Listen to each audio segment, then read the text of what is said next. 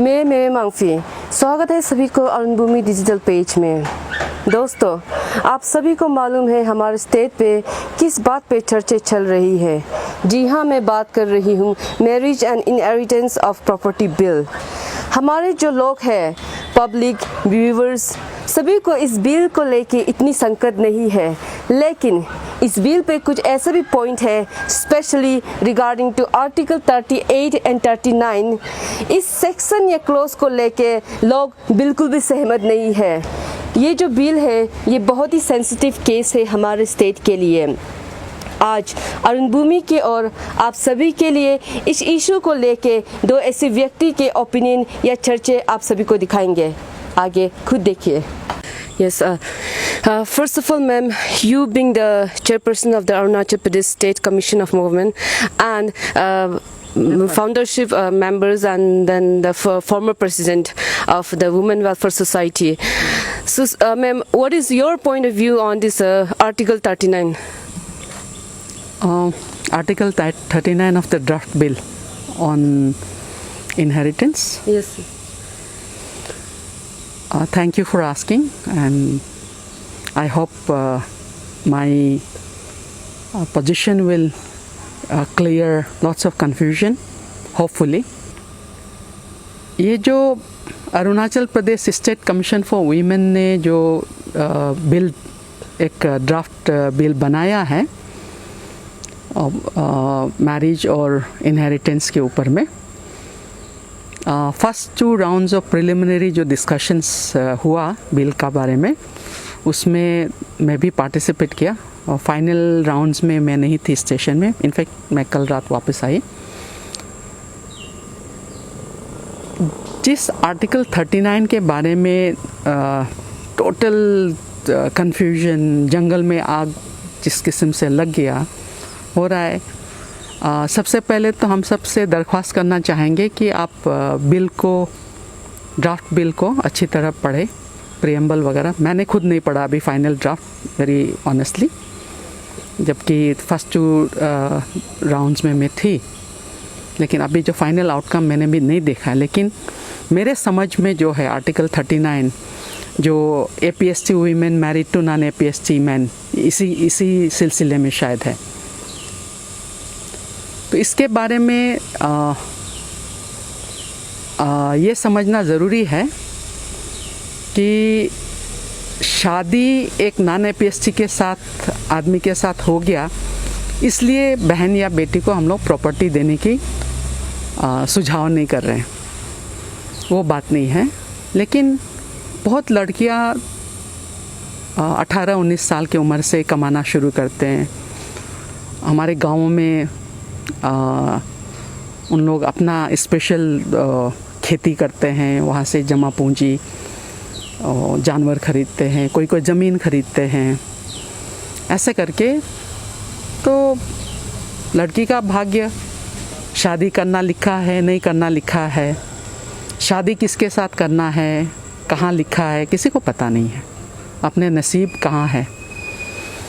तो women commission का जो ड्राफ्ट बिल का जो एजेंडा है वो ये है कि अरुणाचल में अभी जो हमारी पितृसत्ता के हिसाब से जो ज़मीन जायदाद है वो लड़कों को मिलता है और लड़कियों को उनका जो ऑर्नामेंट्स वगैरह, जो मूवेबल प्रॉपर्टी मिलता है। और हर फैमिली में वो प्रॉपर्टी नहीं होता है, ज़मीन नहीं होता है, या ज़मीन होता भी है तो घर वालों के लिए ही बहुत मुश्किल से जुगाड़ होता है उससे, और प्रॉपर्टी भी उसी तरह। तो ये जो बिल है, प्रपोज बिल है, वो गरीब के लिए, धनी के लिए, किसी ऑफिसर के लिए, बिजनेसमैन फैमिली के लिए ऐसे नहीं है। ये कानून है, सब पे लागू होना चाहिए। और जिनके पास है उन लोग तो बिना मांगे दे देते हैं जो देना चाहते हैं। और प्रॉपर्टी भी, मैं खुद आज एक पेरेंट हूँ, ग्रैंड पेरेंट हूँ, हम भी सोचते हैं कि बच्चों का पढ़ाई लिखाई सबसे इम्पोर्टेंट है, उसके बाद अगर कोई जमा पूंजी है, कोई ज़मीन जायदाद थोड़ा है, सबको अपना अपना हक का मिलना चाहिए ना। हम लोग जब इनहेरिटेंस राइट्स का बात करते हैं वो माँ बाप देना चाहता है इसलिए देगा, नहीं देना चाहता है नहीं देगा, ऐसे भी नहीं है। बच्चा अगर ठीक ठाक है तो हर कोई माँ बाप देना चाहेगा। और बहुत जगह होता है कि लड़का चोरी करता है, डाका डालता है, झगड़ा वगड़ा करके जेल वेल जाता है, हमेशा केस वेस करके। तो ऐसे में उसका हक का जो ज़मीन है वो बेच के भी उसको मदद करता है फैमिली। हमारी बेटियों को पढ़ाई लिखाई करने के बाद की आज का ज़माना में नौकरी नहीं मिलता है। बिज़नेस अगर करना चाहेगा तो उसको थोड़ा पूंजी चाहिए, वो पूंजी उसको नसीब नहीं है। और गलत मत समझिए, लेकिन आज हमारा जो अर्बन लोकेलिटीज़ में, स्पेशली कैपिटल कॉम्प्लेक्स में हमारी लड़कियां अगर वेश्यावृत्ति कर रहे हैं तो हम लोग सोचते हैं कि क्या उसके नाम का, उसके हक का कोई ज़मीन, एक टुकड़ा, छोटा सा एक दुकान लगाने के लिए, या ज़मीन को बेच के भी उसका पास कोई पूंजी होता तो हमारा ये बहन अपना शरीर बेचता क्या। तो ये सब सोच के हम लोग सोचते हैं कि इकोनॉमिक सिक्योरिटी बेटियों का, बहनों का आज बहुत ज़रूरी है। तो कल उनका अपना इकोनॉमिक सिक्योरिटी के लिए माँ बाप उनको ज़मीन दिया या उन्होंने कुछ ज़मीन ख़रीदा शादी से पहले, तो वो किसी नॉन अरुणाचली, नॉन APST के साथ शादी हो जाएगा तो उससे, आपने उससे शादी कर लिया इसलिए हम ये वापस लेगा, ये भी तो नहीं बोल सकता ना। और कानूनी तौर पे कॉन्स्टिट्यूशन का या सुप्रीम कोर्ट का जो प्रेसिडेंसेस है, गाइडलाइंस है, उसके हिसाब से जिसने ट्राइबल समाज में जन्म लिया वो मरते दम तक ट्राइबल है। तो हमारा जो ट्राइबल बहन है वो किसी के साथ भी शादी करे, मरते दम तक वो ट्राइबल होके रहेंगे। तो किसी नॉन APST के साथ शादी हो जाता है तो भी वो प्रॉपर्टी उस नॉन APST हस्बैंड का नहीं बन जाता है। ये बहुत बड़ी गलतफहमी। इसी से हम लोगों को अंदाज़ा लगता है कि लड़की का अपना कहने को कुछ नहीं है, उसका जो भी है वो पति का हो जाता है। जबकि कानूनी तौर पे अगर हम कहें कि ये लड़की का जो लड़की का अपना प्रॉपर्टी है या औरत का अपना प्रॉपर्टी है, उसको कोई हाथ नहीं लगा सकता है। तो 39 में हम लोगों ने जब डिस्कशन किया था, हम लोगों ने ये कहा था कि जो नॉन APST के साथ भी शादी हो जाता है वो अपना लाइफ लॉन्ग एंजॉय करेगा।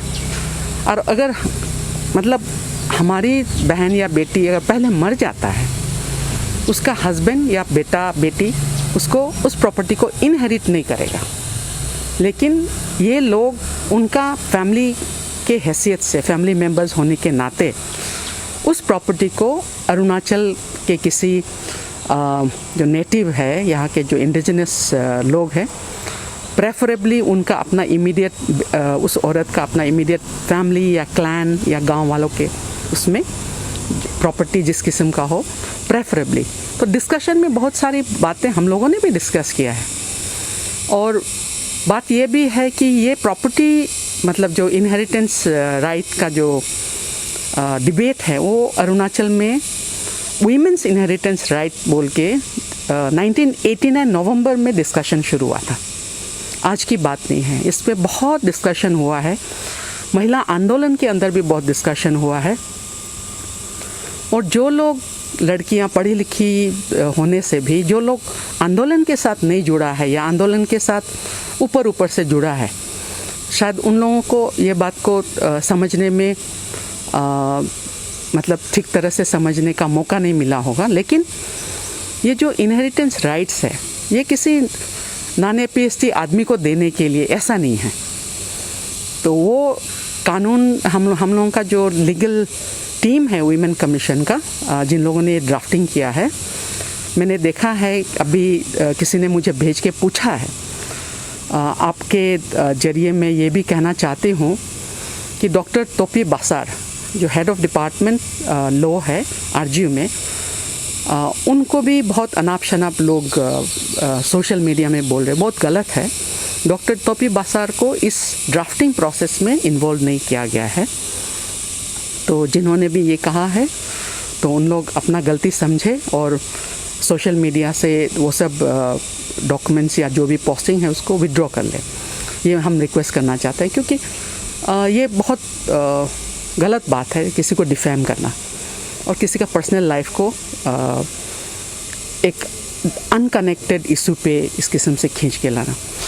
और दूसरा हमारा जो समझ में आया कि वीमेन कमीशन के साथ जो लीगल टीम काम किया है, डिस्कशन के दौरान हमको ये भी पता लगा है कि उन लोग सिर्फ नहीं, फॉर दैट मैटर हम लोग खुद भी बहुत कंसर्न है कि हमारे ट्राइबल जो ज़मीन है, जो नदी है, जंगल है, उसको कैसे बचा के रखें। इसीलिए तो असम अरुणाचल बाउंड्री डिस्प्यूट पे हम लोग दुखी होते हैं कि असम ऐसे क्यों कर रहा है। इसीलिए जब चाइना वहाँ से ट्रांसग्रेशन करता है या तो उसमें दुखी होता है। भारत सरकार जब उनका ड्राफ्ट 2020 EIA में बोलता है कि इंटरनेशनल बाउंड्री से 100 किलोमीटर्स एरियल डिस्टेंस के अंदर जो भी है सेंट्रल गवर्नमेंट का फाइनल डिसीजन होगा, उसके लिए हम लोग दुखी है।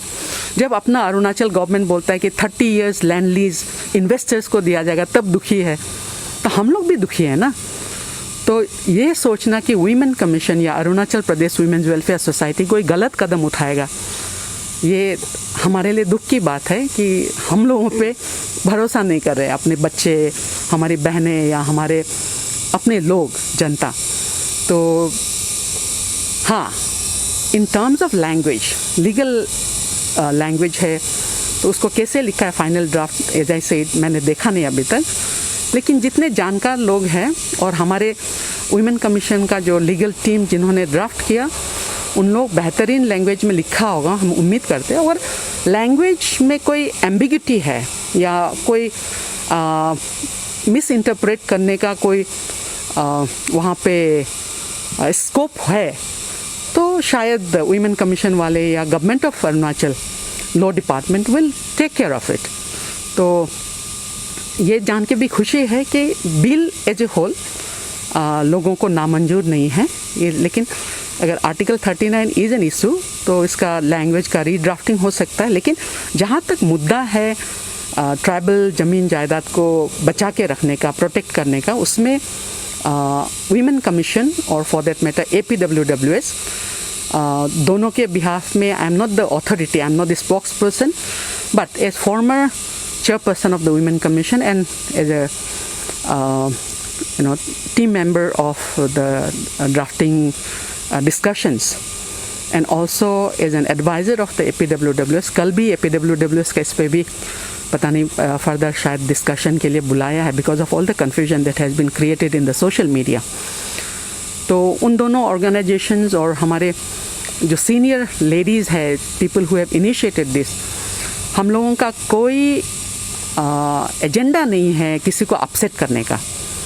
और जनता जितना कंसर्न है अरुणाचल के टेरिटरी को बचाने के लिए, इसका ज़मीन जायदाद को बचा के रखने के लिए, बंगाल फ्रंटियर रेगुलेशन के बारे में जितना हम लोग सोचते हैं, ILP के बारे में जितना सोचते हैं, PRC के बारे में जितना सोचते हैं, उतना हम लोग भी सोचते हैं। तो इसमें कोई गलतफहमी नहीं हो।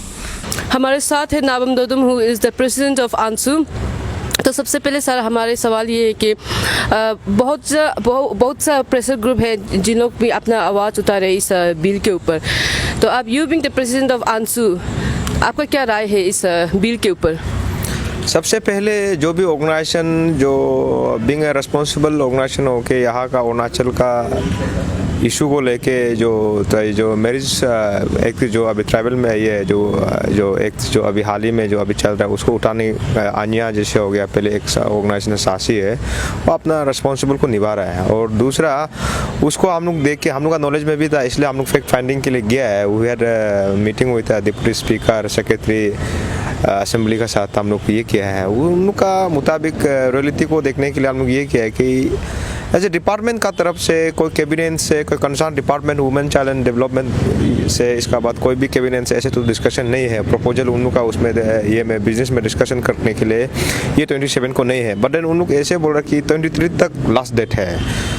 तो उसका चलते हम लोग आज का दिन में ही हम लोग को जब इतना मीडिया में चल रहा है, तो हम लोग को एक क्लैरिफिकेशन हम लोग ऑनरेबल चीफ मिनिस्टर को हम मांगा है। तो उसमें हम लोग क्लैरिफिकेशन प्लस हम लोग को दूसरा हम लोग ऑब्जेक्शन किया है कि अगर सच में अगर कोई ऐसे प्रपोजल बिल है जो ये असेंबली में डिस्कशन करने का है, या तो एक ह्यूमर्स है तो उसको हम क्लेरिफिकेशन मांगा है। और दूसरा, अगर कल को ये बिल को अगर अमेंड करेगा बोलने से, बिल तो in the form of bill आप डिस्कशन कर सकते हैं, किंतु हम लोग इसको वही अपील करेगा कि इसको आप एक्ट में कन्वर्ट मत करो, क्योंकि बिल डजंट मीन कि वो कानून बन गया है। तो बिल को जब एक्ट करके, जब उधर से majority of the house decide करके ये एक्ट होगा, उसको हम लोग अपोज कर रहा है। तो बिल को हम लोग अभी आप देखिए पूरा सोशल साइट में आप चल रहा है, सब ऑब्जेक्शन कर रहा है। तो हम लोग इसका तरफ से हम लोग ये बताया कि at least being a chief minister of Arunachal, he should know the pulse of the people.